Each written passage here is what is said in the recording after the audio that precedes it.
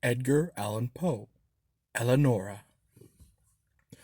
I am come of a race noted for vigor of fancy and ardor of passion. Men have called me mad, but the question is not yet settled.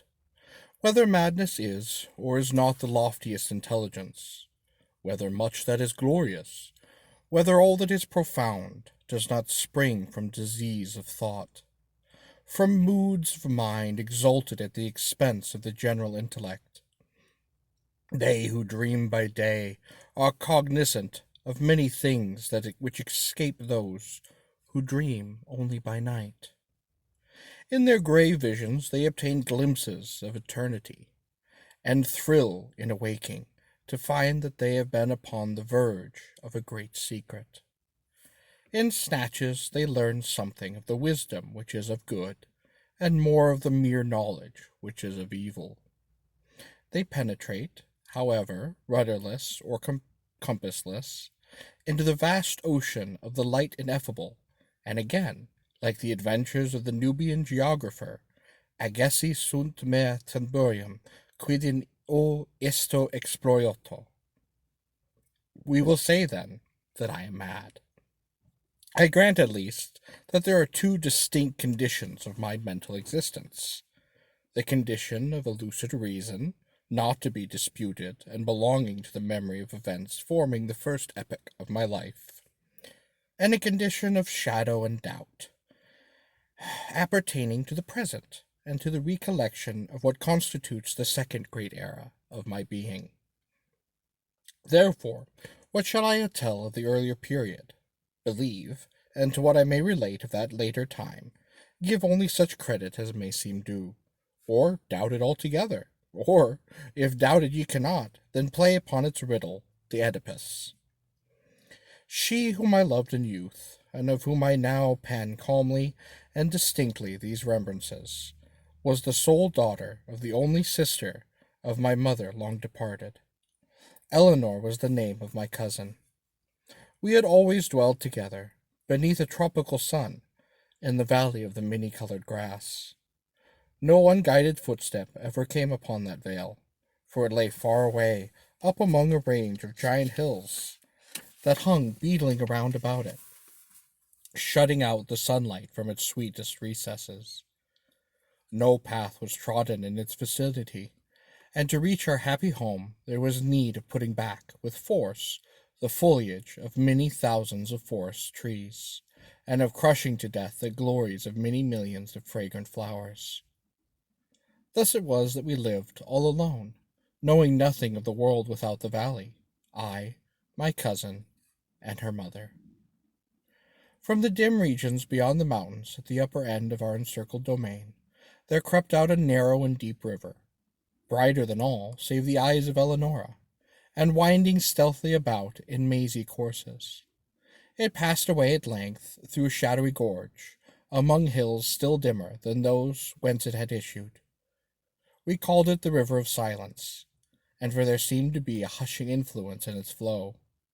No murmur arose from its bed, and so gentle it wandered along, that the pearly pebbles upon which we loved to gaze, far down within its bosom, stirred not at all, but lay in a motionless content, each in its own old station, shining on gloriously forever. The margin of the river, and of the many dazzling rivulets that glided through devious ways into its channel, as well as the spaces that extended from the margins way down into the depths of the streams, until they reached the bed of pebbles at the bottom. These spots, no less than the whole surface of the valley, from the river to the mountains that girdled it in, were carpeted all by soft green grass, thick, short, perfectly even, and vanilla perfumed, but so besprinkled throughout with the yellow buttercup, the white daisy, the purple violet, and the ruby-red asphodel, that its exceeding beauty spoke to our hearts in loud tones, of the love and of the glory of God. And here and there, in groves about this grass, like wilderness of dreams, sprang up fantastic trees, whose tall, slender stems stood not upright, but slanted gracefully towards the light that peered at noonday into the center of the valley. Their bark was speckled with the vivid alternate splendor of ebony and silver, and was smoother than all save the cheeks of Eleonora, so that but for the brilliant green of the huge leaves that spread from their summits in long tremulous lines, dallying with the zephyrs, one might have fancied them giant serpents of Syria doing homage to their sovereign the sun. Hand in hand about this valley for 15 years roamed I with Eleonora, before love ever entered our hearts. It was one evening at the close of the third lustrum of her life, and of the fourth of my own, that we sat, locked in each other's embrace, beneath the serpent-like trees, and looked down within the waters of the river of silence at our images therein. We spoke no words during the rest of that sweet day, and our words even upon the morrow were tremulous and few.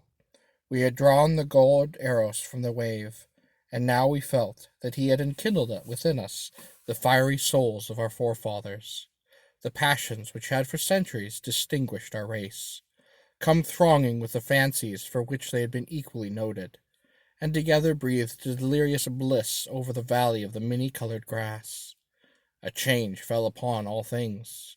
Strange, brilliant flowers, star-shaped, burst out upon the trees where no flowers had been known before. The tints of the green carpet deepened, and when, one by one, the white daisies shrank away, there sprang up in place of them 10 by 10 of the ruby-red asphodel, and life arose in our paths. For the tall flamingo, hitherto unseen, with all gay glowing birds, flaunted his scarlet plumage before us. The golden and silver fish haunted the river, out of the bosom of which issued, little by little, a murmur that swelled, at length, into a lulling melody more divine than that of the harp of Elos, sweeter than all save the voice of Eleonora. And now, too, a voluminous cloud, which we had long watched in the regions of Hesper, floated out thence, all gorgeous in crimson and gold, and settling in peace above us, sank day by day lower and lower, until its edges rested upon the tops of the mountains, turning all their dimness into magnificence, and shutting us up, as if forever, within a magic prison-house of grandeur and of glory. The loveliness of Eleonora was that of the seraphim, but she was a maiden, artless and innocent as the brief life she had led among the flowers. No guile disguised the fever of love which animated her heart, and she examined with me its innermost recesses as we walked together in the valley of the many-colored grass, and discoursed of the mighty changes which had lately taken place therein.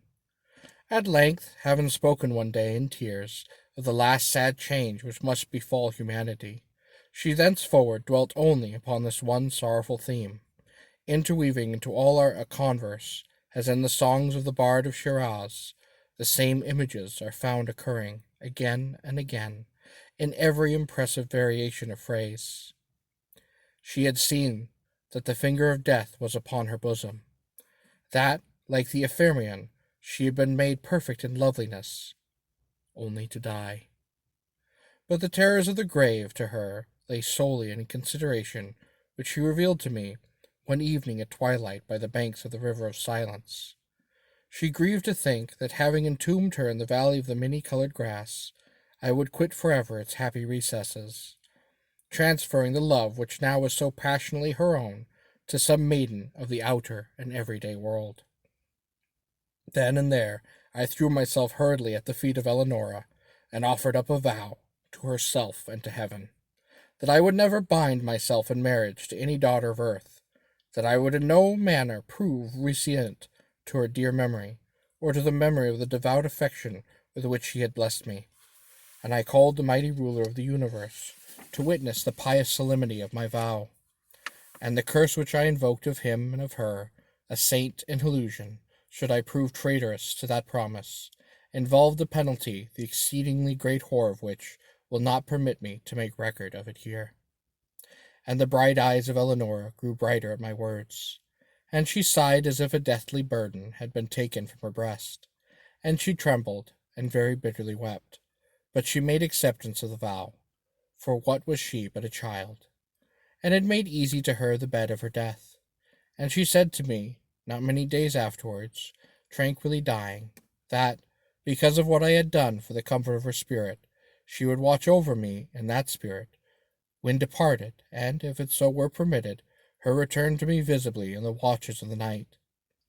But if these things were, indeed, beyond the power of the souls in paradise, that she would at least give me frequent indications of her presence, sighing upon me in the evening winds, or feeling the air which I breathed with perfume from the censers of the angels.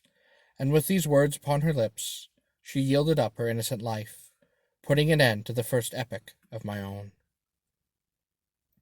Thus far I have faithfully said, but as I passed the barrier in time's path, formed the death of my beloved, and proceeded with the second era of my existence, I feel that a shadow gathers over my brain, and I mistrust the perfect sanity of the record.